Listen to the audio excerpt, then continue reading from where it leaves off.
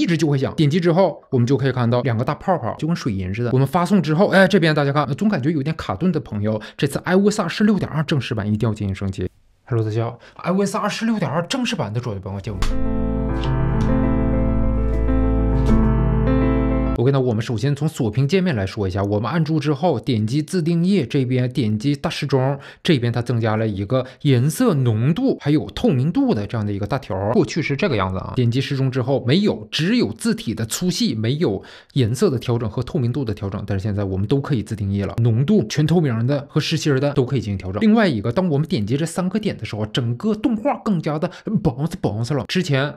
but now。咚一下，然後我們進入到主屏幕之後，這邊我們下拉控制中心，點擊專注模式的時候，過去我非常不喜歡的睡眠的顏色，它是個大綠色，不知道為什麼就心裡面感覺非常的蛋疼。但是現在終於修復了Apple 的設計團隊研究了好幾年之後，終於把睡眠這個圖標點擊之後變成了 purple 紫色的了。過去我們點擊之後，這睡眠呢，它永遠是個綠色，但是我們現在全部都是紫色了。另外在4天前，液態大玻璃這個設計總監 UI 總監。他設計完 iOS 26之後跳槽了我個人來講啊，這個 iOS 26它的液態大玻璃啊，感覺還可以吧，但是整個革命性的變化沒有，總感覺像一個主題的樣子。所以蘋果內部啊，據說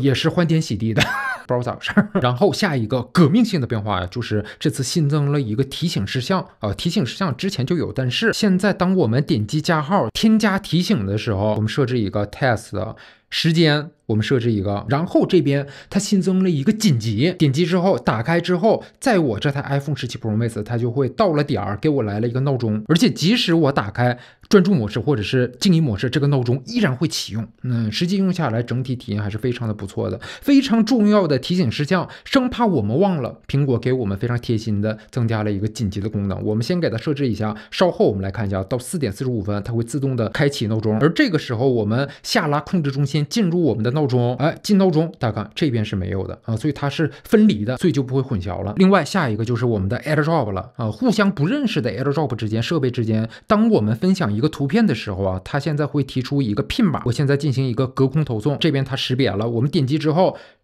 哎呦錯了，2台都必須是 iOS 26.2我們發送之後，這邊大家看，這邊是韓語他說 AirDrop code 個 필요함，我們想要進行分享的時候，需要這台手機分享它的 PIN 碼，所以接收方必須要把這個驗證碼告訴發送方，發送方一看原來是這個數55169，對OK， 這邊就接收了，正在接收，我們可以直接查看。另外一個，當我們進入設置之後我們進入通用隔空投送這邊它新增了一個管理已知隔空投送聯繫人，就是剛才我已經接收了嘛，這2台設備之間30天就不需要再發送驗證碼了。但是這裡面我想把這個人給刪除了，怎麼辦？這時候我就可以點擊這個管理已知隔空投送聯繫人，在這邊把這些人物全給它刪掉，比如說這台 iPhone 16 Pro Max， 所以現在我在發送的時候還是需要輸入它的驗證碼9831，鬧鐘來了，鬧鐘來了，同時進行。OK， test 提醒事項一直就會嗶嗶，一直就會響。點擊之後，我們就可以看到相關的提醒事項，看不到。test where is test 這個還是不爽一點。總之。我們可以讓它靜音，靜音之後，它這邊還會再次提醒，靈動的小岛秀夫還會參與進來。雖然整個 UI 還是有一點 bug 稍後提醒8分48秒、8分46秒，在這個時間之後，它還會再給我們一個提醒，因為是緊急的事項，非常的重要。我們先把它給刪掉，然後就是我們的測距儀了，水平儀，大家看，使用了這種 liquid glass 這樣的一個造型，2個大泡泡就跟水銀似的，分離之後，我們就可以設定這個桌面它的水平。現在可以看到整個水平是-2度，不是特別的平，而且到0了之後，水平了之后咚一下的綠色，这个跟之前是一样的，之前也是綠色，是這種效果，但是整個透明度會更加的高一點更有這種液態大玻璃的感覺。然後整個 UI 也是稍微變了一點。過去我們進行測距的時候想要後撤，這樣之後想要後退，這個手一定要大拇指再上去，所以後退鍵在左上角，不是特別的方便。但是現在後退鍵在左下角，所以我們單手操作就可以，比如說從這邊到這邊直接後退就可以。而且這邊增加了一個列表，過去我們測量的距離都可以看到，而且還可以拷貝清除，但之前是没有的。再有一个，这次 iOS 26.2正式版呢，可以說是解決了 iPhone 17上市以來最大的一個問題，因為之前呢，它總是有一個 ping 問題，所以我們在日常玩遊戲啊，或者是看這個電影，尤其是當我看 YouTube 的時候，總感覺使用 5G 連接不使用 WiFi 的時候，就感覺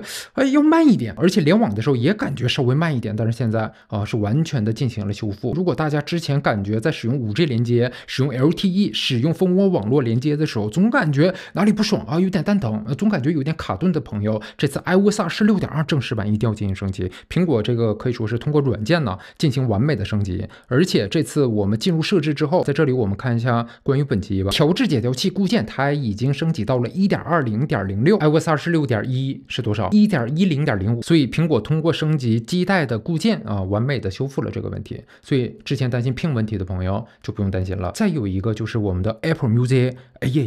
之前我們在滑動切歌的時候總感覺稍微有一點卡頓的感覺，但是現在卡卡的更加的快速了。這個橫行博望，說實我第一次聽的時候感覺非常的蛋疼，這什麼歌？但是它非常強大的一點就是非常的洗腦 ，Forever Forever。就這個調調，在我睡覺的時候總是在唱，在腦袋裡邊唱，非常的蛋疼。單聽曲的話，不看那個 MV， 我感覺整個效果還是不錯的。為了防止大家誤會啊，大家看2025年 YouTube 的 Recap， 我最愛的音樂人第一位還是周杰倫，非常的洗腦。Forever Forever， 無論你走到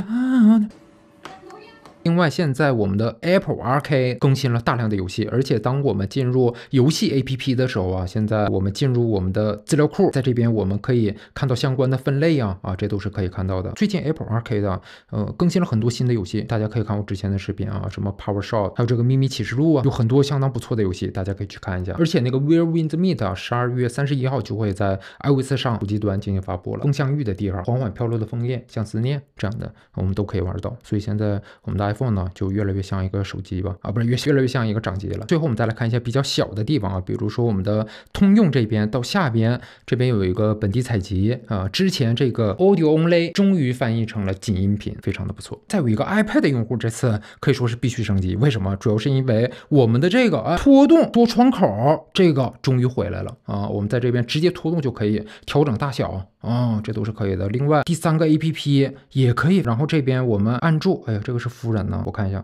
見效了啊！這邊我們按住，然後這邊有一個進入側拉，我就可以讓它進去。到側邊，然後我再讓它一滑，它直接就隱藏了。這邊有一個箭頭，回來，你快回來！一拖動，這都是可以的。再回去，而且這邊大家看，它軟件呢是進行了一個疊放。我們向上滑動之後進行選擇，比如說回來，我們就可以還可以進行選擇，向上滑動直接就可以。再有一個我們的 Mac， 現在當我們使用 FaceTime 的時候，它會有一個大光圈，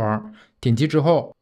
Look at 直接就可以讓我們的膚色呀非常的漂亮，這個膚色非常不錯。而且我們在這邊還可以進行選擇，點擊 FaceTime 之後到這邊，官方叫做邊緣光，我們可以進行選擇它的色溫呢，冷色調、暖色調都可以進行選擇，而且整個亮度也可以進行選擇。這個創意，這個 idea 真的是非常的不錯啊！所以我們在視頻通話的時候啊，就可以得到就可以讓對方感覺，這個人怎麼這麼帶勁啊，會有這樣的一個效果。